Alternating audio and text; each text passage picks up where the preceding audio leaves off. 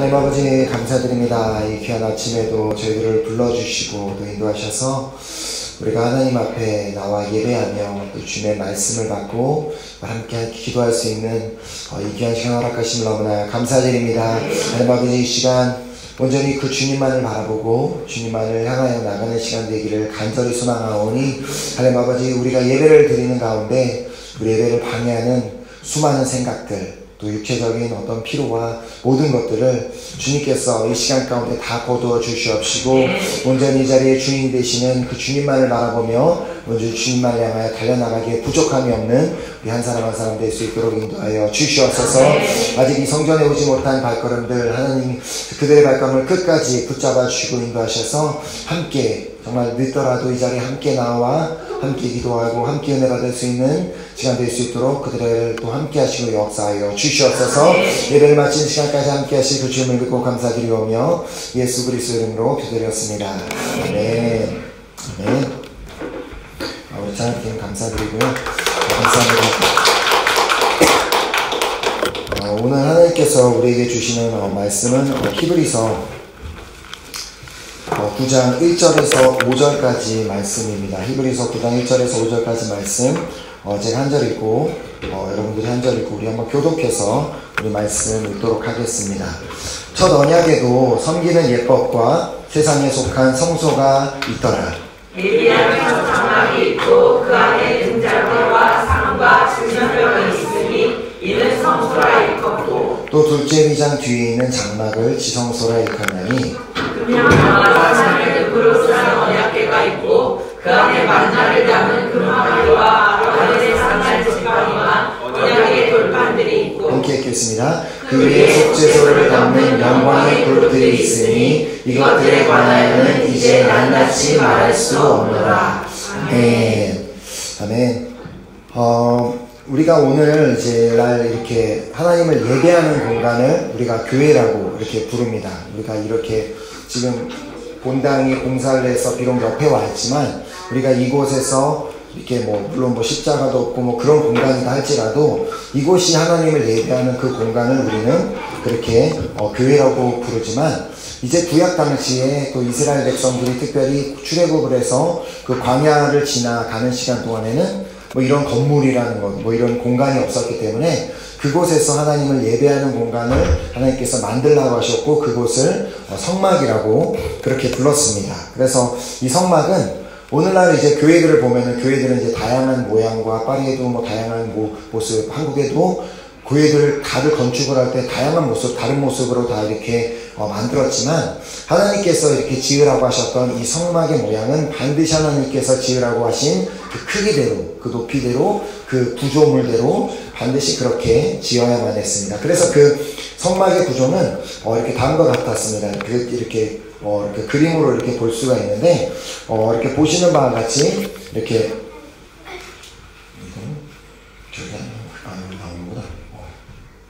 화면 가려버려. 이렇게 보면 이거 전체적인 이 모습을 이제 성막이라고 하고 이제 이 문으로 들어와서 일반적인 사람들이 이렇게 저 번제를 드릴 동물들을 가지고 오면은 이 번제단에서 그 번제를 이제 드리게 되고 이제 그 다음에 이 성소라는 곳이 있습니다. 이곳에는 제사장만 들어갈 수 있는 곳. 그래서 이 성소에서는 이렇게 하나님을 섬길 수 있는 휘장으로 이렇게 가로막혀 있고 그리고 그 다음에 두 번째 휘장 뒤에 이 지성소라는 그 공간이 이렇게 있습니다. 자, 그래서 이 지성소라고 이렇게 부르는 이곳, 아무나 들어갈 수 없고 대제사장만이 들어갈 수 있는 이 지성소, 첫 번째 휘장, 두 번째 휘장을 지나서 들어갈 수 있는 그 지성소라는 곳에 과연 무엇이 있었는지를 오늘 본문 9장 4절 말씀에 이렇게 기록하고 있습니다. 금향로와 사면을 금으로 산 언약궤가 있었고, 즉 아까 보았던 그 두 번째 휘장 안에 있던 그 지성소 안에는 금향로와 금으로 이렇게 만드는 언약궤, 그 관같이 생긴 그 언약궤가 있었다고 이렇게 설명을 하고 있습니다. 자, 이렇게 첫 번째 성소에는 이제 제사장들이 들어가서 하나님을 섬기고 예식을 하는 그 장소, 그곳이 이제 제사장만 들어갈 수 있는 장소였다면은 이제 금향로와 언약궤가 위치해 있던 지성소는 오직 대제사장만이 1년에 언제나 들어갈 수 있는 것도 아니고 오직 1년에 딱 한 번만 모든 백성들의 죄를 속죄하기 위해 그 속죄 의식을 하기 위해 들어갈 수 있었던 장소였습니다. 그래서 또 말씀해 보면은 그 장소에 1년에 한 번씩 대제사장이 들어갈 수 있었지만 그것도 대제사장이 만약 거룩하지 않고 조금이라도 죄가 있었다면 그 장소에 들어갔다가 그냥 죽어서 사람들이 그 죽은 사람 시체를 그 장소에 들어갈 수가 없으니까 그 대제사장과 연결한 끈을 가지고 그 시체를 끌어내야만 했다는 그런 말씀이 기록되어 있습니다. 자, 그래서 이제 다시 이제 그 그림을 보면은 이 성막 안에 있던 모든 그 구조물들은 다 중요했습니다. 이 바깥에, 자, 베니는 조용히 하고, 베니 조용하세요. 자, 바깥에 있는 모든 이제 그 성막을 구조하는 그 건물도 중요했고, 번제단, 물두머, 세마포장, 성소, 지성소, 우떡게, 이 모든 것은 너무나 다 중요했지만, 특별히 이 성경을 보면은, 이 모든 구조물들 중에 가장 중요한 것이 바로 이 지성소 안에 위치되어 있었던 바로 언약궤가 가장 중요했습니다. 자, 그래서 이제 이 성경 안에도 보면은 이스라엘 백성들이 이 언약궤라는 그 궤를, 그 법궤라고도 부르는 그 언약궤를 매우 소중하게 여겼음을 우리가 발견할 수 있습니다. 자, 그래서 이제 사무엘서를 필사하거나 이제 그 읽어보신 분들은 이렇게 알겠지만 이스라엘 백성들이 얼마나 이 언약궤를 소중하게 생각했는지를 알게 됩니다.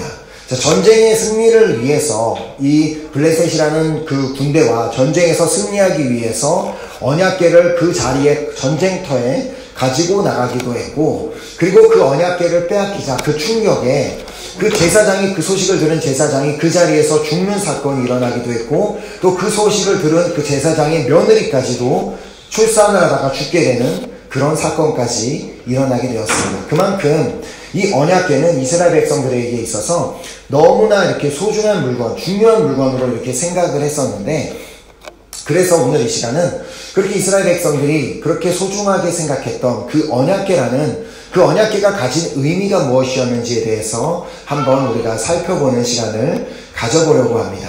자, 도대체 언약궤가 무엇을 의미하길래 이스라엘 백성들은 그 언약궤를 그렇게 소중하게 생각했던 것일까요? 자, 그 이유를 우리는 오늘 본문 말씀 안에서 그 이유를 발견할 수 있습니다. 자, 그 언약궤가 이스라엘 백성들에게 그렇게 소중했던 이유는 그 언약궤 안에는 이스라엘 백성들에게 매우 상징적이고 너무나 중요했던 그 요소들, 그 물건들이 담겨 있었기 때문이라고 오늘 본문 4절은 설명하고 있습니다. 자, 본문 4절에 보면 금향로 사면을 금으로 싼 언약궤가 있었고, 사면을 금으로 싼 언약궤가 있었고, 그 안에 만나를 담은 금 항아리와 아론의 쌍난 지팡이와 언약의 돌판들이 있었고, 자, 이 언약궤 안에 세 가지 물건이 담겨 있었는데 그 중에 첫 번째가 만나를 담은 금 항아리, 그리고 아론의 쌍난 지팡이, 그리고 마지막으로 십계명이 새겨져 있는 언약의 돌판들이라고 이 세 가지 물건이 담겨 있었다고 히브리서는 기록하고 있습니다. 자, 이 세 가지 요소는 우리가 이제 구약의 역사를 조금이라도 알면은 너무나 잘 알지만 이스라엘 역사에 있어서는 이스라엘 백성들에게는 절대 잊어서는 안 되는 너무나 의미 있고 상징적인 그런 요소들이었습니다. 자, 하지만 안타깝게도 이스라엘 백성들이 그 출애굽을 해서 그 광야의 시간을 지내던 때는 괜찮았는데, 가나안 땅에 들어가서 이제 사사기 시대를 지내게 되면서 이스라엘 백성들이 자신이 원하는 대로 삶을 살기 시작하면서 완전히 그 언약궤 안에 담겨져 있는 그 물건들의 의미 때문에, 그 물건들이 가진 의미 때문에 그 언약궤를 소중하게 생각한 것이 아니라 이제는 그들이 정말 자신이 원하는 대로 신앙생활, 자신이 원하는 대로 믿기 시작하면서부터 그 언약궤가 그 언약궤 안에 담겨져 있는 물건들의 의미를 생각한 것이 아니라 마치 그냥 그 언약궤 자체만을 자신들이 갖고 있으면 그것을 자신들에게 복을 가져다주는 그런 부적처럼 생각했기 때문에 그렇게 그들은 점점 그 언약궤의 의미를 잃어버리게 됩니다. 절대 그 언약궤 자체에 그 언약궤라고 금으로 둘러싸여져 있는 그 언약궤 자체에 능력이 있는 것이 아닌데 이스라엘 백성들은 안타깝게도 그들은 그 자체에 능력이 있다고 오해했습니다. 자, 이는 마치 오늘날 이제 크리스찬이라고 하는 사람들이 십자가 목걸이를 하고 다니고 뭐 성경을 들고 다닌다고 하면 집에 성경이 있고 자동차에 성경을 놔두면 마치 그것이 나를 보호해 줄 것이라고 생각하는 것과 다를 바가 없습니다. 자, 집안에 아무리 너무나 소중한 막 귀중한 말씀 부분을 막 펼쳐서 집 정중앙에 그 말씀을 펼쳐준다고 할지라도 그 성경책을 집안에 펼쳐두었다고 그 말씀, 그 성경책이 나를 보호해주는 것이 아닙니다. 자, 그 성경 안에 기록된 말씀을 우리가 믿을 때 그 말씀을 믿는 자를 하나님께서 보호해주시는 것이지 그 성경책이 우리를 보호해주는 것이 아니라는 것입니다. 자, 2014년에 미국 오하이오주에 한 40대 버스 운전기사가 이제 새벽 5시쯤에 운전을 하고 가다가 버스에 문제가 생겨서 잠깐 길가에 차를 세우게 되었습니다. 자, 그래서 내려서 이렇게 차를 점검하던 중에 어떤 흑인 3명이 다가와서 아마 이제 그분에게 이렇게 그분을 공격하고 그분의 이제 그 돈을 빼앗으려고 했던 것 같은데 흑인 남성들이 다가와서 자신을 공격했는데 총을 쏴서 가슴에 2발 그리고 다리에 1발씩 총을 그렇게 맞았습니다. 자, 그러나 그는 총을 분명히 3발을 맞았기 때문에 쓰러졌어야 되는데 쓰러지는 대신 총격범들과 격투를 막 벌이며 결국은 볼펜으로 1명을 찔러서 상처를 입히자 총을 맞았음에도 불구하고 괴력을 발휘하는 그 사람을 보고 도리어 흑인들이 놀라서 도망가는 일이 생겼습니다. 자, 그런데 알고 보니까 그 남성이 총을 맞았음에도 멀쩡할 수 있었던 이유는 그 남성의 이 셔츠, 이 주머니가 있잖아요. 이 셔츠 주머니에 있던 포켓 성경이 있었고 그 포켓 성경이 총알을 막았기 때문에 그가 살았던 것입니다. 자, 그렇다고 오늘부터 우리가 이 주머니에 우리가 포켓 성경을 넣고 다닌다고 해서 이 테러가 일어나는 이 프랑스 땅에서 우리가 안전하게 살 수 있는 것을 의미하는 것은 아닙니다. 성경책이 총알을 막아준 것이 아니기 때문입니다. 자, 그 남성은 주변 사람들의 증언에 의하면 그 남자분은 평소에 정말 열심히 신앙생활을 하고 선행을 베풀던 그런 진정한 그리스도인의 삶을 살았던 사람이라고 많은 사람들이 이렇게 증언을 했다고 합니다. 자, 즉 그는 하나님의 말씀을 믿고 자신이 그 가슴에 담고 다니던 그 포켓 성경에 기록된 말씀을 믿고 그리고 하나님을 신뢰하는 사람이었기 때문에 하나님께서는 그 성경책을 통해서 보호해 주신 것이지 그가 그 성경책 말씀을 믿지도 않고 그냥 주머니에 넣어갖고만 다니는데 그 성경책이 그를 보호해 준 것이 아님을 우리는 기억해야 된다는 것입니다. 자, 마찬가지로 우리가 그 십자가 목걸이를 하고 다니고 성경책을 들고 다니고 주일날 예배를 한번 와서 드리기 때문에 하나님께서 절대 우리를 보호해 주시고 우리를 인도해 주시는 것이 아니라는 사실을 우리는 또 기억해야 됩니다. 자, 사무엘이 이스라엘을 다스리던 때에 그때 이제 블레셋과 전쟁이 일어납니다. 자, 그리고 그 전쟁의 첫 번째 전쟁에서 이스라엘 군사가 4,000명 가량 죽임을 당하며 정말 처참한 패배를 당하게 됩니다. 자, 그러자 이스라엘 장로들이 그 패배를 바라보면서 다음과 같은 의견을 내놓습니다. 사무엘상 4장 3절에 백성이 진영으로 돌아오매 이스라엘 장로들이 이르되 여호와께서 어찌하여 우리에게 오늘 블레셋 사람들 앞에 패하게 하셨는고 여호와의 언약궤를 실로에서 우리로 가져다가 우리 중에 있게 하여 그곳으로 우리를 우리 원수들의 손에서 구원하게 하자 하니. 자, 여기에서 이스라엘 장로들이 무엇을 제안했는지 보면은 여호와의 언약궤를 실로에서 우리로 가져다가 우리 중에 있게 하여 그것으로 우리를 우리 원수들의 손에서 구원하게 하자 하니. 자, 그들은 하나님을 의지하고 하나님의 도움을 구해서 하나님으로부터 구원을 받기를 원했던 것이 아니라 그것으로, 즉 언약궤가 그들을 블레셋 사람들의 손에서 구해낼 것이다 라고 마치 그 언약궤를 부적처럼 생각하며 그렇게 믿었습니다. 즉 이스라엘 장로들이 이제 그 사사기 그 사사기 시대를 지나고 그 모든 시간을 지나면서 장로들이 더 이상은 이스라엘의 장로라고 하는 사람들조차도 언약궤가 지닌 의미를 완전히 잊어버리고 있었음을 보게 되는 것입니다.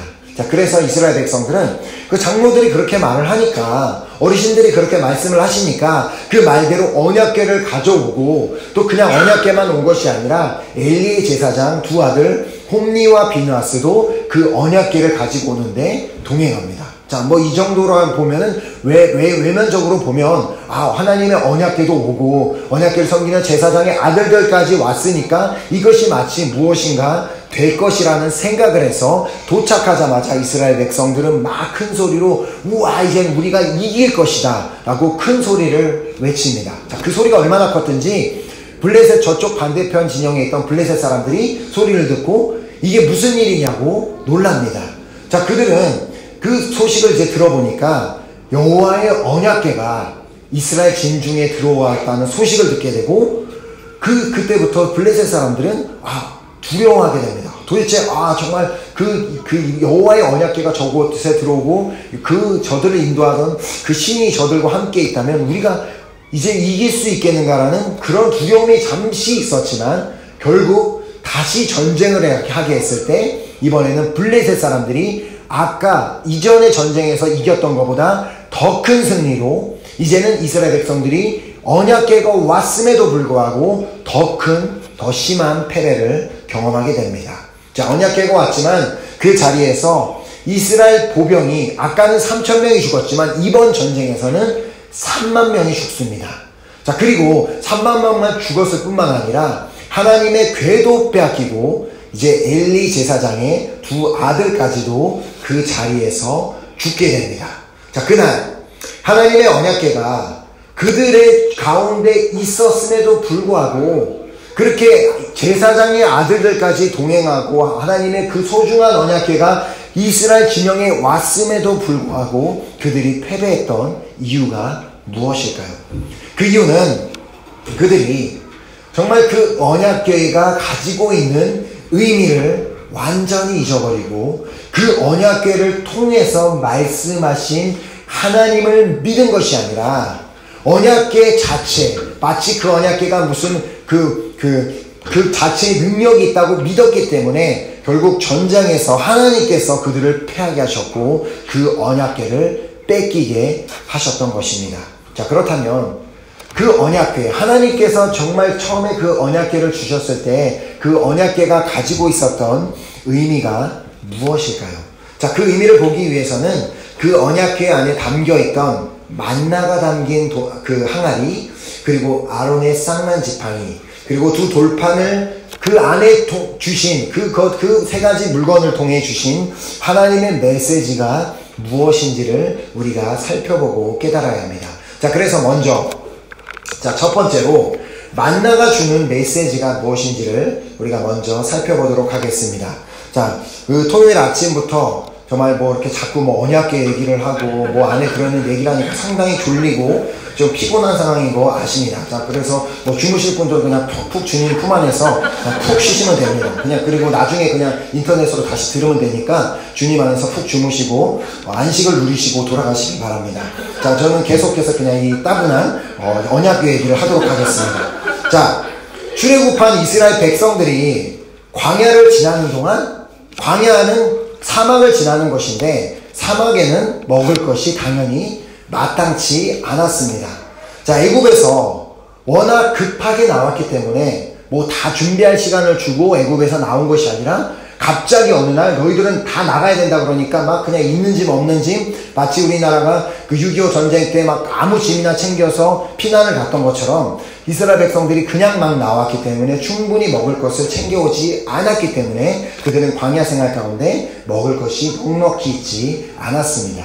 자, 그러자 당연히 먹을 것이 없어서 배고프면 이스라엘 백성들은 불평을 하게 돼 있고, 그래서 하나님과 모세와 아론에게 불평을 쏟아내기 시작했습니다. 자, 출애굽기 16장 3절에 보면 이스라엘 자손이 그들에게 이르되 우리가 애굽 땅에서 고기 가마 곁에 앉아있던 때와 떡을 배불리 먹던 때에 여호와의 손에 죽었더라면 좋았을 것을 너희가 이 광야로 우리를 인도해내어 이 온 회중이 주려 죽게 하는도다. 자, 이 원망을 하게 하는 것을, 정말 먹을 것이 없다고 불평하던 그 원망을 하는 것을 들으신 하나님께서는 놀랍게도 이스라엘 백성들을 향해 분을 내시지 않고, 내가 너희들을 그렇게 인도해냈는데 너희들이 어떻게 나에게 불평을 할 수 있냐고 분을 내시는 것이 아니라, 너무나 놀랍게도 도리어 그들에게, 그래 너희들이 먹을 것이 없느냐? 그러면 내가 너희들에게 먹을 양식, 그것을 하늘에서 만나라는 것을 내려주겠다고 그들에게 만나를 허락해 주십니다. 자, 그것도 그냥 한 번만 내려주신 것이 아니라 일주일에 안식일을 제외한 6일 동안 계속해서 만나를 내려주시되, 가나안 땅에 이르는 그 광야 생활하던 그 40년이라는 시간 동안 계속해서 내려주셨다고 말씀은 기록하고 있습니다. 자, 그리고 하나님께서는 그 만나를 그냥 내려주신 것 뿐만 아니라 너희는 이제 이 만나를 간수하라고 명령하셨습니다. 자, 출애굽기 16장 32절에 보면 모세가 이르되 여호와께서 이같이 명령하시기를 이것을 오멜에 채워서 너희의 대대후손을 위하여 간수하라. 이는 내가 너희를 애굽 땅에서 인도하여 낼 때에 광야에서 너희에게 먹인 양식을 그들에게 보이기 위함이니라 하셨다 하고, 자, 간수하라고 하셨던 이유가 무엇이었냐면, 내가 너희를 애굽 땅에서 인도하여 낼 때에 광야에서 너희에게 먹인 양식을 그들에게 보이기 위함이라고 말씀하셨습니다. 자, 광야라는 곳에서 아무것도 먹을 것을 구할 것이 없는 그 땅에서 그들을 먹이신 이스라엘, 그 엄청난 그 대인원인 그 이스라엘 백성들의 먹이신 그 양식을 그 후손들에게 보여주기 위한 목적으로 만나를 간수하라고 하셨습니다. 자, 그런데 그 광야라는 그곳에서 만나를 내려주신 그 자체에도 의미가 있었습니다. 자, 광야는 아무것도 없는 곳에서 만나를 내려주심으로 말미암아 무에서 유를 창조하시는 하나님의 능력을 기억하라는 의미로 만나를 간수하게 하셨습니다. 또한 매일매일마다, 광야라는 곳은 매일매일마다 먹을 것을 찾아도 찾을 곳이 없는 곳이지만, 그 광야라는 곳에서 매일마다 그들이 먹고 살 수 있도록 양식을 허락하시는 하나님의 사랑을 기억하기 위한 목적으로 그들에게 만나를 간수하게 하셨습니다. 또한 그렇게 먹을 것이 없다고 불평하는 그들을 그냥 있는 모습 그대로 이해해 주시고 품어주신 하나님의 은혜를 기억하라는 목적으로 만나를 간수하게 하셨습니다.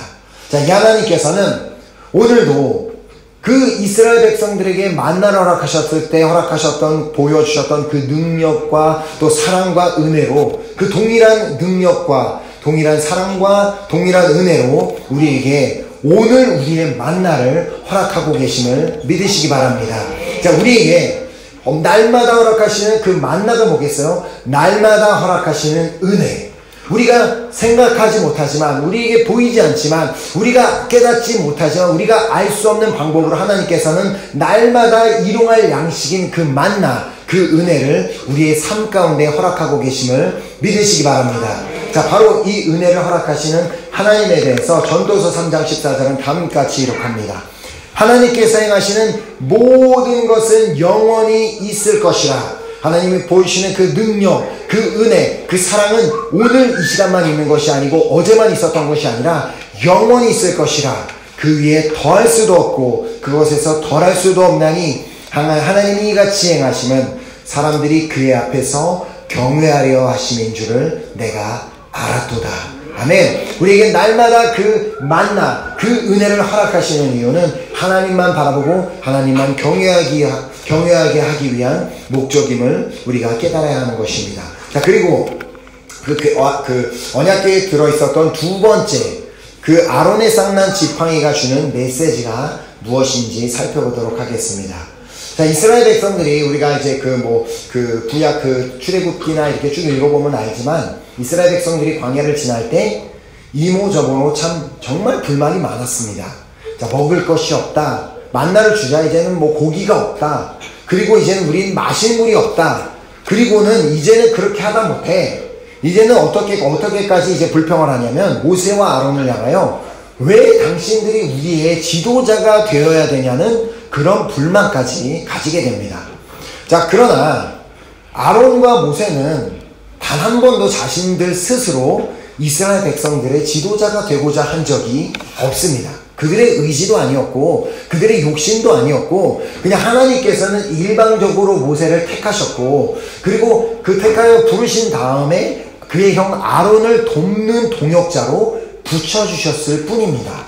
자, 하지만 이스라엘 백성들은 그 사실을 알고자 하지 않았습니다. 그냥 아무 관심이 없고 그냥 어떤 그 인간이 가질 수 있는 그 명예, 그 권력에만 그 관심이 있었기 때문에 아론은 이스라엘 백성 중에 대표격이 되는 250명의 사람들이 아론과 모세를 향하여 또 하나님을 향하여 들고 일어납니다.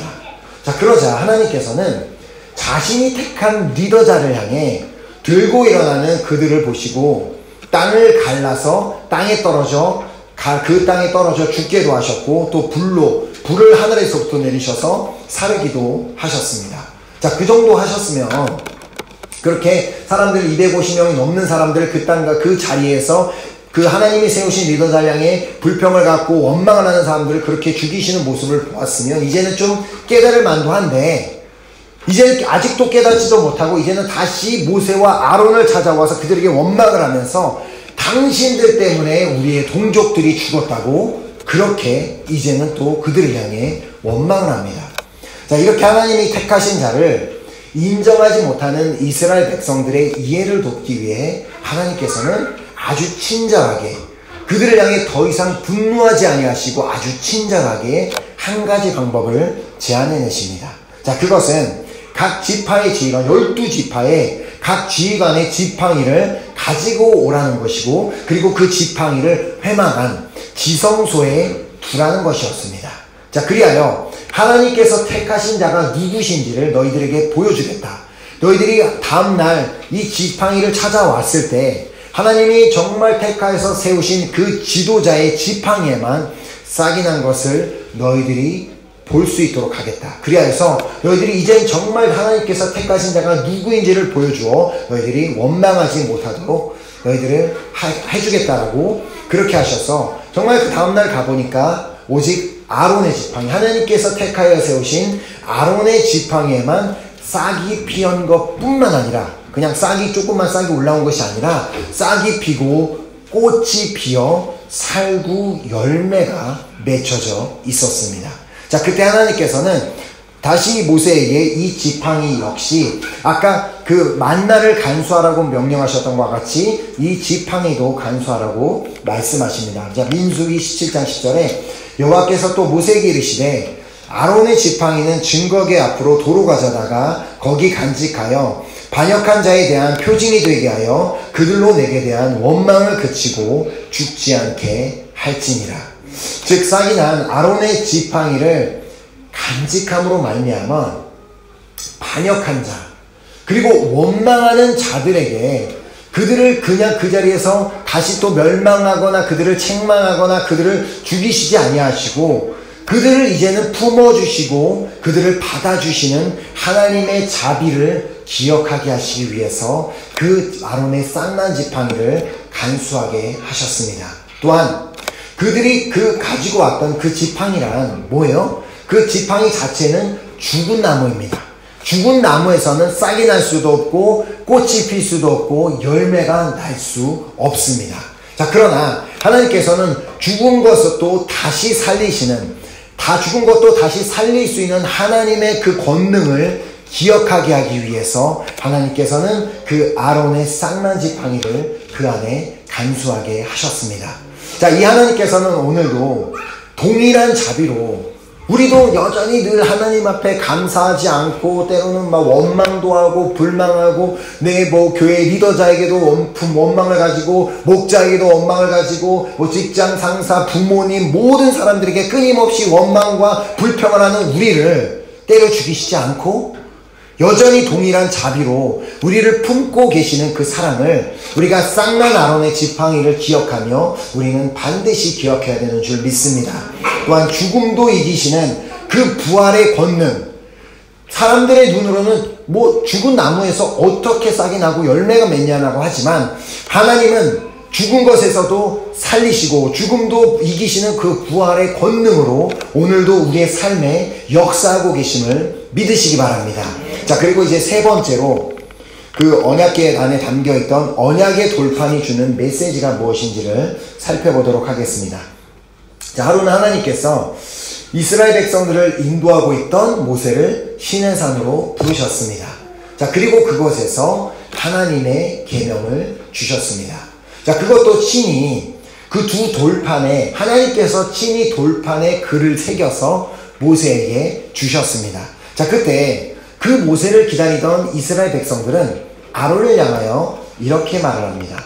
출애굽기 32장 1절에 백성이 모세가 산에서 내려오미 더딤을 보고 모여 백성이 아론에게 이르러 말하되 일어나라 우리를 위하여 우리를 인도할 신을 만들라. 이 모세 곧 우리를 애굽 땅에서 인도하여 낸 사람은 어찌 되었는지 알지 못함이니라. 자, 이스라엘 백성들은 아론에게 신을 만들어 달라고 말합니다. 자, 그 이유는 자신들을 애굽 땅에서 인도하여 낸 모세가 보이지 않기 때문이었습니다. 자, 근데 이스라엘 백성들을 그 애굽에서 인도하여 낸 것이 모세예요? 아니죠. 이스라엘 백성들을 애굽 땅에서 인도하여 낸 것은 모세가 아니라 하나님이셨습니다. 자, 하지만 그들은 모세가 인도하여 냈다고 생각했고 모세가 이곳까지 인도해 왔는데 모세가 이제 눈에 보이지 않으니까 이제 우리는 어떻게 하냐노? 그렇기 때문에 이제는 우리가 눈에 더 이상 모세가 보이지 않기 때문에 우리의 눈에 보이는 다른 신을 만들어 달라고 말하게 된 것입니다.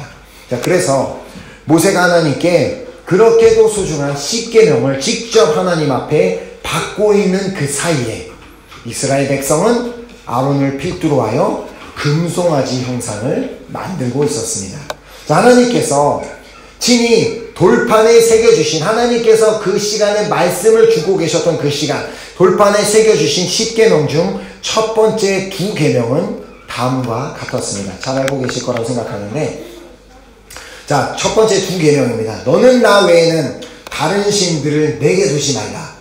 너를 위해 새긴 우상을 만들지 말고 또 위로 하늘에 있는 것이나 아래로 땅에 있는 것이나 땅 아래 물속에 있는 것에 어떤 형상도 만들지 말며. 자, 하나님께서는 분명히 그 돌판에 10계명을 직접 새겨주시며 첫 번째, 두 번째 계명을 통하여 너는 절대 나 외에는 다른 신을 믿어서는 안 된다. 그리고 그 어떤 다른 우상의 형상도 만들면 안 된다. 그것도 동물의 형상, 땅에 있는 것의 형상이란 뭐예요? 동물의 형상을 만들지도 그것을 섬기지도 말라고 말씀하고 계시는 그 사이에 이스라엘 백성들은 아주 정확하게 하나님께서 하시지 말라고 하는 것을 그들은 하고 있었습니다. 자, 그럼에도 불구하고 하나님께서는 그 백성들, 그렇게 하나님께서 하지 말라고 하신 것, 첫 번째, 두 번째 계명을 어기고 그들이 하고 있었음에도 불구하고 그들을 때려 죽이거나 그들에게 불을 내리시거나 또 땅을 갈라서 그들을 멸하게 하신 것이 아니라 도리어 모세가 그들을 향하여 내려왔을 때 하나님은 분노하시지 않았는데 모세가 도리어 그들을 보고 분노하여 하나님께서 주신 그 소중한 두 돌판을 땅에 집어던져서 깨트리자. 깨트린 그 돌판을 하나님께서는 다시 새로운 돌판에 계명을 새길 수 있도록 하여 주십니다. 자, 결국 하나님께서는 그 돌판을 언약궤에 간수할 수 있도록 하심으로 말미암아 하나님께서 그토록 지겹도록 그렇게 하나님의 말씀도 듣지 않고 하나님의 계명을 주고 계심에도 불구하고 첫 번째, 두 번째 계명, 그것도 9번째, 10번째 계명도 아니고 첫 번째, 두 번째 계명을 어기고 있는 이스라엘 백성들을 향한 하나님의 자비와 하나님의 사랑과 하나님의 은혜를 기억하도록 하시기 위해서 하나님께서는 그 두 돌판을 언약궤 안에 간수하도록 하게 하셨던 것입니다.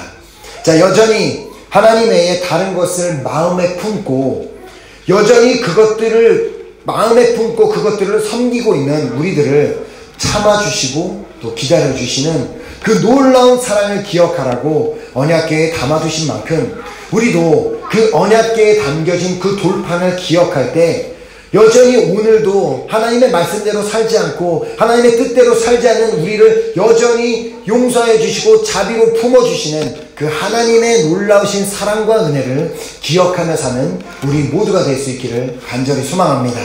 이처럼 하나님께서는 당신의 언약궤 안에 위에 세 가지 물건을 담게 하심으로 말미암아 하나님의 능력, 하나님의 사랑, 하나님의 은혜, 하나님의 자비, 하나님의 권능, 하나님의 용서를 기억하게 하셨습니다. 자, 그리고 그 언약궤를 상징하는 그 언약궤를 통틀어 그 언약궤가 의미하고 있는 모든 바를 한 번에 보여주시는 예수 그리스도를 이 땅에 보내주셨습니다. 자, 예수님께서 이 땅에 오셔서 우리에게 친히 보여주신 게 뭐예요? 친히 이 땅에 오셔서 하나님이 가지신 능력이 무엇임을 보여주셨고, 하나님의 사랑이 무엇인지 보여주셨고, 하나님의 은혜가 무엇인지 보여주셨고, 하나님의 자비가 무엇인지 보여주셨고, 하나님의 권능이 무엇인지, 그리고 최후의 마지막 십자가에 달려 죽으심으로 말미암아 하나님의 용서가 무엇인지를 직접 예수 그리스도께서 이 땅 가운데 보여주셨습니다. 즉 언약궤가 성소의 가장 중심부에 자리 잡고 있었던 것처럼 성령의 전인, 우리의 몸이 뭐라 그래요? 성령의 전인 우리의 몸의 가장 중심부에는 예수 그리스도가 자리 잡혀 있어야 함을 말씀하고 있는 것입니다. 자, 우리가 살고 있는 이 프랑스의 대부분의 도시는 그 중심지, 그 도시의 중심지를 성트르빌이라고 하잖아요. 그 성트르빌을 찾는 데 어려움이 없습니다. 왜냐하면 그 도시에 가서 가장 높이 보이는 교회 건물, 성당 건물을 찾기만 하면 그 도시의 중심가이기 때문입니다. 자, 대부분의 도시가 교회 중심으로 도시가 건설되었음을 우리는 알 수 있습니다. 자, 여러분들이 지방을 가보셨거나 그러면 아시겠지만 대부분의 모든 도시의 가장 성트르빌 정중앙에는 반드시 성당이 있습니다. 반드시 교회가 있는데, 그것처럼 이 나라 자체가, 제가 그래서 이전에 이제 신학교를 다닐 때 그 교수님한테 그걸 물어봤습니다. 이스라엘 백성들이 이제 그 성막을 중심으로 그 진을 쳤던 것처럼 이 프랑스도 혹시 성당을 중심으로 도시계획을 했냐고 물어보니까 교수님은 자꾸 제가 이렇게 꺼요. 자꾸 교수님은 아주 단호하게 아니라고 하셨습니다. 그렇긴 한데 물론 그렇긴 하지만 사실상 보면은 프랑스의 대부분 도시는 다 정중앙에 교회가 있는 것으로 보아서 이 땅은 그렇게 그 교회를 중심으로 도시계획이 되었음을 보게 된 것을 보면서 우리는 이처럼 상당히 우리는 성경적인 나라에 살고 있음에 감사해야 되는 줄 믿습니다. 아멘. 이 파리의 가장 중심이 어디인 줄 아세요? 몰라요. 파리에 살면서 관심이 없어요? 노트르담 성당이 파리의 가장 중심입니다. 자, 그래서 그 노트르담이 불이 타니까 막 사람들 속이 타고 막 그런 것처럼, 왜냐면 파리의 가장 중심지가 불에 탔기 때문에, 그런 것처럼 이 나라가 이런 것을 우리가 기억하면서 이처럼 그 이스라엘 백성들의 그 삶의 중심에는 언약궤가 있었던 것처럼 우리의 삶의 중심에 역시도 반드시 예수 그리스도가 계셔야만 합니다. 자, 이스라엘 백성들이 광야에서 오직 언약궤의 귀를 쫓았고, 그리고 진을 칠 때마다 그 언약궤가 12지파의 중심에 자리 잡혀 있었던 것처럼 우리 역시도 우리의 삶을 하루하루 살아나가면서 우리의 삶을 살아나갈 때 우리가 따라가야 되는 것은 언약궤 대신 그 예수 그리스도를 우리가 따라가야 하며, 그 예수님이 우리의 삶의 중심에 있어야만 한다는 말입니다. 자, 그러기 위해서는 예수님을 통해 보여주신 그 하나님의 능력, 하나님의 사랑, 하나님의 은혜, 하나님의 자비, 하나님의 권능과 그 용서를 기억하기 위해서는, 그것을 깨닫기 위해서는 우리가 무엇을 해야 돼요? 성경을 열어서 성경을 보아야 하고 그 성경 말씀을 붙잡고 살아야지만 우리는 예수 그리스도가 중심된 삶을 살 수 있음을 믿으시기 바랍니다. 저는 너무나 안타까운 것이, 우리가 처음에 우리 교회에서 막 이렇게 성경 필사를 하자고 했을 때는 많은 분들이 막 으쌰으쌰 막 열정을 가지고 시작을 했지만, 많은 분들이 중간에 막 하차하고 포기하고 막 그래 더 이상 나는 그것을 왜 해야 될지 모르겠고 손가락은 아프고 그렇지만 굳이 제가 이렇게 하는 이유 왜 하겠어요? 우리가 하나님의 말씀이 없으면 우리가 도대체 무엇을 믿고 따라가겠으며, 말씀이 없으면서 도대체 그냥 언약궤가 마치 그냥 그 성경이 만약 부적이 된 것처럼 그 성경을 그냥 가슴에 주머니에 꽂고 있으면 총을 안 맞을 것 같은 그런 생각으로 살지 않게 하기 위해서 성경 중심된, 예수 그리스도가 중심된, 언약궤가 중심되었을 때 그들이, 이스라엘 백성들이 인도하심을 받고 보호하심을 받았던 것처럼 우리도 예수 그리스도가 중심된 삶을 살게 하기 위해서, 그렇게 되는 교회가 되기 위해서 여러분들에게 그 힘든 것, 귀찮고 어렵지만 성경 필사를 여러분들에게 부탁드린 줄 그렇게 생각하시기 바랍니다. 그래서 많은 분들이 아직 중도에 포기하셨다면 이제라도 다시 좀 내가 정말 예수 그리스도 중심된 삶, 성막의 중심에 언약궤가 있었던 것처럼 내 성전의 중심에 언약궤를 두어보자 라는 그 마음을 가지고 다시 한번 그 말씀 중심의 삶을 살아가는 여러분들 모두가 되시기를 정말 부탁드립니다.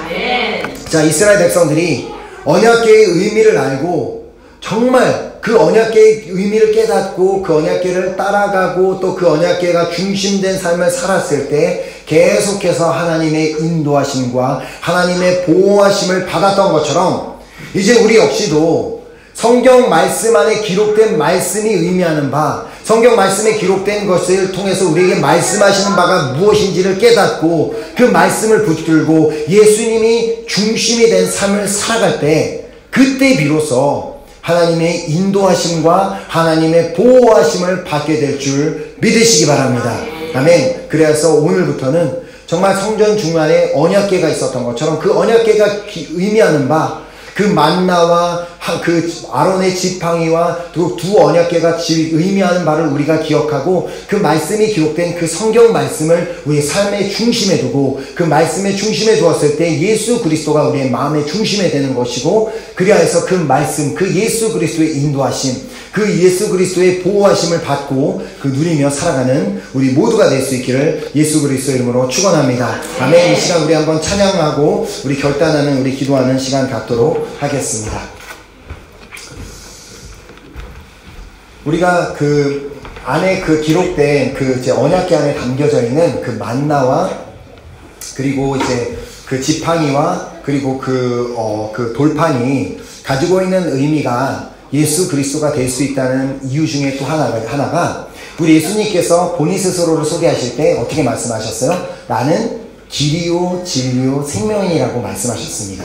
자, 근데 그 언약궤 안에 담겨있는 첫 번째 그 지팡이는 목자들이 그 지팡이를 사용할 때 그 길을 인도하기 위해서, 그 길을 걷기 위해서 사용하는 것이 지팡이였습니다. 그 목자가 아닌 사람들도 길을 걷기 위해서 사용하는 것이 지팡이, 그 길의 동반자가 되어주는 것이 지팡이, 즉 예수 그리스도가 길이라는 것, 그 지팡이를 의미하는 것이고, 그 다음에 진리요, 예수님께서 길이요 진리요라고 말씀하신 것, 그 안에 담겨져 있는 십계명이 기록된 돌판, 그 하나님의 말씀이 진리지 않습니까? 그렇기 때문에 그것이 예수 그리스도, 진리 되신 예수 그리스도를 의미하는 것이고, 마지막 만나, 그 광야 가운데 매일매일 먹을 양식, 그 양식을 먹어야지 생명을 얻을 수 있는 것처럼, 생명의 양식을 주셨던 것처럼 그 만나는 생명 되신 예수 그리스도를 의미한다고 그렇게 어떤 신학자분이 그렇게 연구를 하셨습니다. 그래서 정말 우리가 그 만나와 그 지팡이와 또 그 두 돌판을 우리가 기억하면서 우리 삶에 정말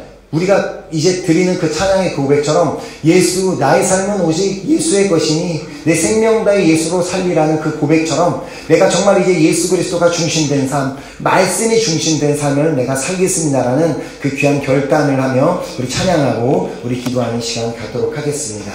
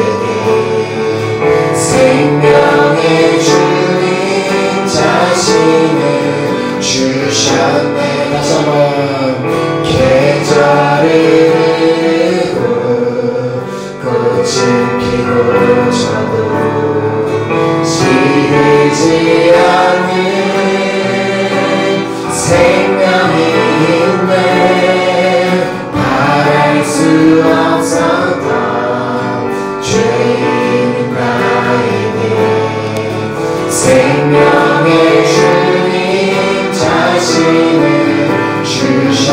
그렇습니다. 나의 삶은 내 주 예수의 것이니 내 생명 나를 예수로 살리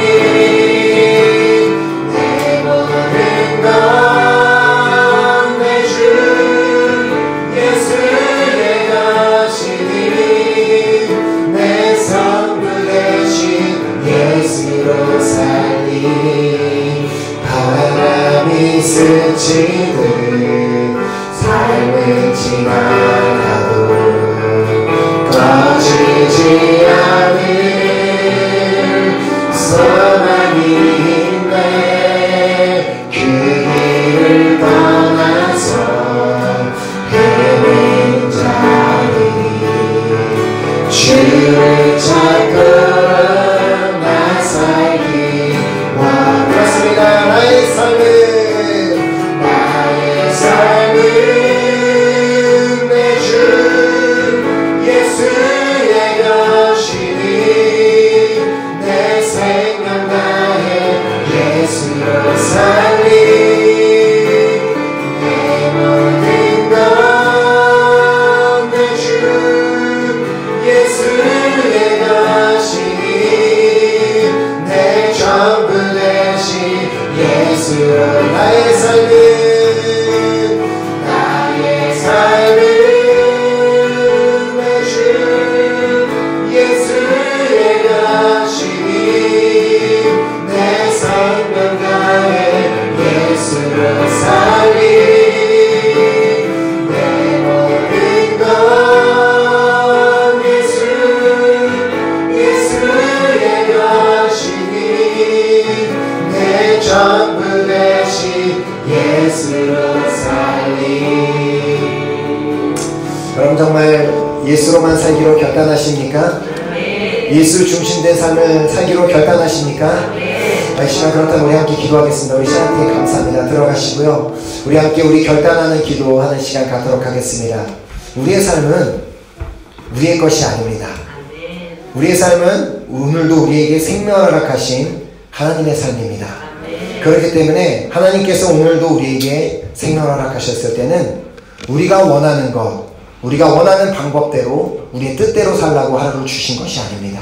하나님께서 당신이 중심된 삶, 당신의 뜻대로, 당신의 말씀대로 언약궤가 중심된 삶을 살았던 이스라엘 백성들처럼 우리도 그렇게 언약궤가 중심된 예수 그리스도가 중심된 삶을 살도록 오늘도 우리에게 생명을 허락하셨는 줄 믿습니다. 그래서 이 시간 우리가 결단하며 기도하겠습니다. 하나님, 지금까지 언약궤를 마치 부적처럼 생각하며 그냥 그것에 대한 의미도 생각하지 않고 그냥 교회를 나오기만 하면, 봉사하기만 하면, 섬기기만 하면 그냥 하나님께서 보호해 주시고 인도해 주실 거라는 그 생각은 이제 다 버리기를 소망합니다. 이제는 성경 말씀 안에 기록된 언약궤에 담겨진 그 의미를 기억하듯이 성경 안에 기록된 그 말씀을 기억하고 그 말씀을 붙들고 나아가는 내가 되기로 결단하오니 하나님 이제 그 말씀으로 나를 인도하여 주시옵소서. 말씀으로 나를 보호하여 주시옵소서. 말씀 가운데 내 삶에 역사하여 주시옵소서. 이제는 철저히 예수가 중심된 삶을 살기로 결단하오니 이 결단이 오늘에서 멈추는 것이 아니라 평생 주님을 만나는 그날까지 나의 결단이 되어 그렇게 살아갈 수 있도록 성령님 나를 도와주시고 붙잡아 주시옵소서. 여러분 간절히 결단하며 주여 삼창하고 기도하도록 하겠습니다. 주여! 주여! 주여! 아버지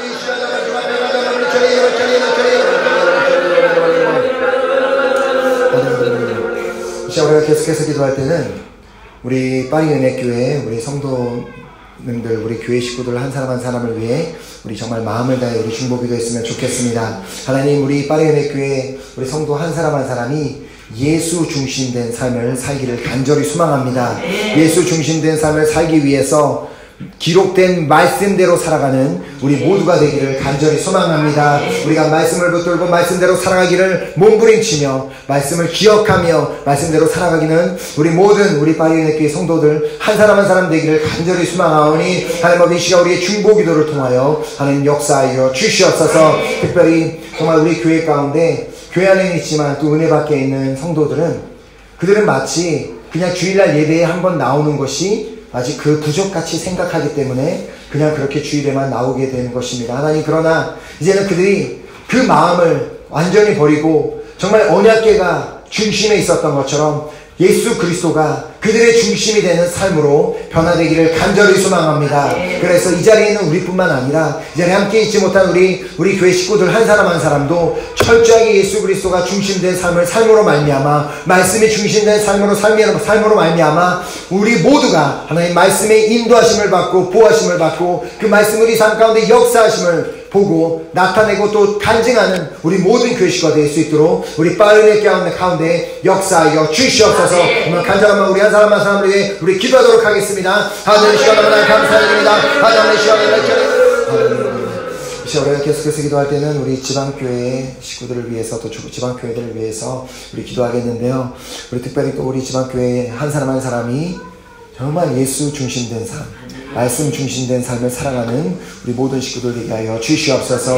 우리 상태대에 남아있는 우리 귀한 식구들, 그리고 또 우리 리옹에 있는 우리 선화자매의 다시 예수 중심이 된 삶의 회복을 위해서, 또 마르세유에 있는 우리 형섭 형제도 다시 예수 중심된 삶의 회복을 위해서, 그리고 또 이제 디종 땅에 있는 우리 귀한 영혼들이 여전히 그 땅에서 예수 중심된 삶을 살아갈 수 있도록, 또 지금은 또 문이 닫혀있는 우리 껑, 낭시, 뚜루, 정말 이 BC 이 교회들 하나님께서 정말 저희 교회를 정말 믿으신다면, 믿고 맡기길 원하신다면 또 귀한 영혼들을 그 교회에 보내주셔서 우리가 믿음으로 그들을 잘 섬길 수 있도록 정말 주님께서 그 교회에 영혼들을 보내달라고 우리 한번 간절한 마음으로 우리 지방교회 식구들을 위해서 정말 그들이 정말 하나님의 정말 예수 중심의 삶을 살아갈 수 있도록 우리 한번 간절한 마음으로 그들을 위해 기도하도록 하겠습니다. 우리가 계속해서 기도할 때는 이제 곧 다가오게 될 8월 달에 있을 우리 오스트리아 TD와 또 우리 터키 TD, 그리고 이제 또 나중에 우리 내년 초에 준비하고 있는 우리 콩고 TD를 위해 우리 정말 간절한 마음으로 우리 중보기도하도록 하겠습니다. 하나님, 그 땅 가운데 초대되어 볼 귀한 영혼들, 정말 귀한 캔디데이트들 한 사람 한 사람이 그 귀한 우리 3박 4일 사랑의 불꽃 잔치를 통하여 그들의 삶이 온전히 변화되어 예수 중심된 삶으로 변하는 역사가 있게 하여 주시옵소서. 또 그 땅 가운데 믿음으로 달려가 섬기게 될 우리 또 특별히 우리 파리은혜교회 많은 식구들, 그곳 정말 자신의 학업과 자신의 직장과 자신의 모든 것을 내려놓고 그 영혼들을 섬기기 위해 달려나가는 우리 귀한 팀멤버 한 사람 한 사람 하나님께서 반드시 기억하여 주시옵시고, 그들의 삶에 마르지 않는 하나님의 놀라우신 은혜와 물질의 축복이 넘치는 귀한 삶이 될 수 있도록 해달라고 우리 귀한 우리 팀멤버들 위해서도 기도해 주시고, 특별히 그곳에 스피리처리로 오게 될 우리 김관식 목사님 많이 정말 연로하셔서 이제는 정말 잘 걸어다니지도 못할 상황 가운데 있지만 하나님께서 그 가운데서도 정말 영육간에 굳건하게 붙잡아 주셔서 귀한 목사님을 그 땅 가운데서 들어 사용하셔서 그분의 귀한 메시지를 통하여 많은 영혼들이 구원받고 정말 주님을 믿게 되는 역사가 있게 해달라고 한번 귀하게 우리 귀한 우리 다가오게 될 우리 귀한 사랑의 불꽃 잔치, 특별히 또 우리 콩고 TD를 우리가 믿음 가운데 잘 준비할 수 있도록 해달라고 우리 한번 간절한 마음으로 기도하도록 하겠습니다.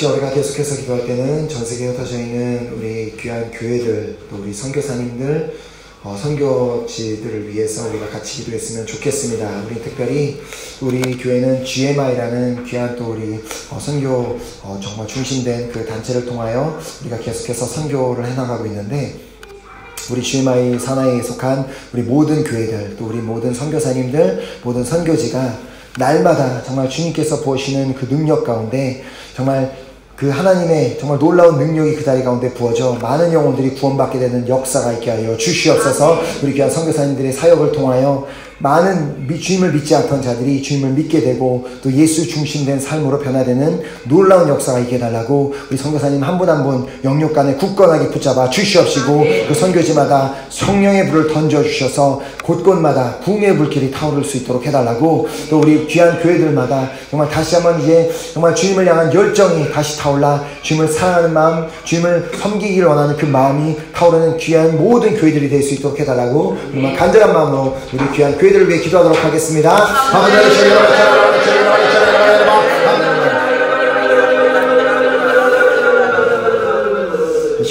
계속해서 기도할 때는 우리 고국 땅, 대한민국 땅과 프랑스 땅과 또 우리 북한 땅을 위해서 기도했으면 좋겠습니다. 먼저 우리 대한민국을 위해서 기도할 때 뭐 이렇게 바깥에서 들리는 소문으로 의하면 정말 우리나라가 많은 상황들이 참 복잡한 일들이 있고 많은 감정적인 문제, 정말 또 외교적인 문제, 정치적인 문제들이 많은 것들이 참 복잡한 가운데 있는 것을 들을 수가 있습니다. 정말 이때 우리가 필요한 것은 우리나라를 위한 간절한 기도인 줄 믿습니다. 정말 우리나라가 정말 예수 중심된 그 나라로 변화될 때 그 모든 문제들도 동시에 정말 예수님이 배에 오르셨을 때 그 풍랑이 잠잠해졌던 것처럼 예수님이 정말 우리 대한민국의 중심부에 서셨을 때 모든 풍랑이 잠잠해지는 역사가 일어나게 될 줄 믿습니다. 그러기 위해서 정말 우리 대한민국 성도 한 사람 한 사람 정말 그리고 대한민국 모든 사람이 예수 중심된 삶을 살 수 있도록 예수 중심된 나라가 될 수 있도록 정말 우리 나라를 위해서 간절한 마음으로 기도하겠고요. 그리고 우리가 살고 있는 이 프랑스 땅도 정말 외적으로 봤을 때는 모든 동네들마다 중심부에 성당들, 교회들이 서 있지만 그러나 그들의 마음, 이 프랑스 사람들의 마음 가운데 중심에는 주님이 계시지 않기 때문에 우리가 정말 기도할 때 하나님 정말 외적으로 보여주는 것뿐만 아니라 이들 프랑스인들의 중심 가운데 예수 그리스도가 자리 잡히는 역사가 있기를 간절히 소망합니다. 이 프랑스 땅의 많은 영혼들도 구원받는 역사가 있기를 간절히 소망하오니 우리 기도에 응답하여 주시옵소서. 또한 이 북한 땅도 정말 그 땅 가운데 지금은 믿음 가운데 정말 신앙생활하고 있는 정말 적은 크리스찬들이 있지만 하나님 그 땅이 하루속히 정말 자유로운 나라가 되어서 모든 사람들이 자유롭게 하나님을 섬길 수 있는 나라가 되게 하여 주시옵소서. 한번 간절한 마음으로 우리 귀한 나라들을 위해서 우리 기도하도록 하겠습니다.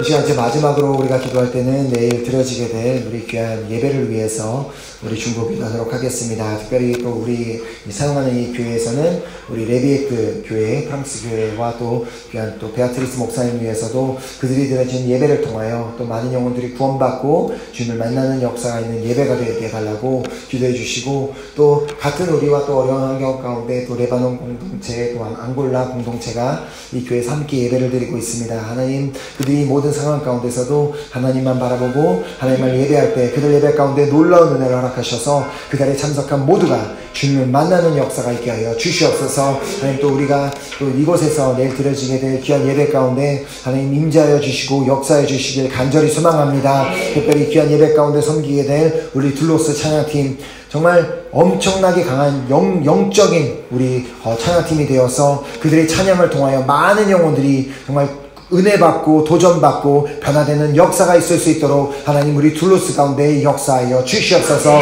그리고 우리 귀한 주일학교 선생님들 너무나 귀한 사역을 감당하는데 우리 선생님들의 가르치는 그 귀한 가르침을 통하여 우리 어린아이들이 믿음이 성장하고 또 주님을 만나게 되고 구원받게 되는 놀라운 역사가 있을 수 있도록 우리 선생님들 가운데도 역사하여 주시옵소서. 예배 순서를 맡은 한 사람 한 사람이 정말 진심된 마음으로 예수 중심된 마음으로 예배를 잘 준비해 나와서 우리 모두가 예배 가운데 주님을 만나는 역사가 있게 해달라고 또 기도해 주시고 또 내일 예배에 또 귀한 또 말씀을 또 준비하게 될 저를 위해서 기도해 주시되 정말 인간의 생각과 마음으로 준비하는 것이 아니라 하나님께서 원하시는 그 귀한 메시지를 올바로 깨달아 제대로 전달할 수 있는 그 도구로만 주님께서 사용해 달라고 기회 주셨으면 좋겠습니다. 또한 우리 교회는 계속해서 많은 정말 관광객들도 이렇게 예배에 참석하시고 또 처음 오시는 분들도 계시게 되는데 하나님 아버지 그들이 결코 예배 주일 예배에 한번 참석했다 가는 것이 마치 그냥 부족처럼 여기는 것이 아니라 이 예배를 통하여 온전히 삶이 변화되고 예수 중심된 삶으로 변화되어 그들이 이 예배를 마치고 나아가서 하루하루의 삶이 정말 언약궤 중심된 예수 중심된 삶을 살아가는 한 사람 한 사람 될 수 있도록 역사해달라고 정말 우리 정말 귀한 예배를 위해 우리 기도하도록 하겠습니다.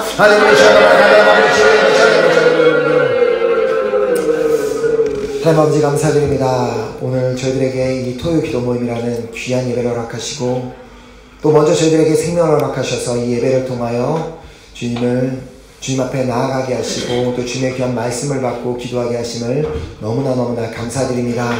하나님 아버지 오늘 귀한 말씀을 우리가 받았습니다.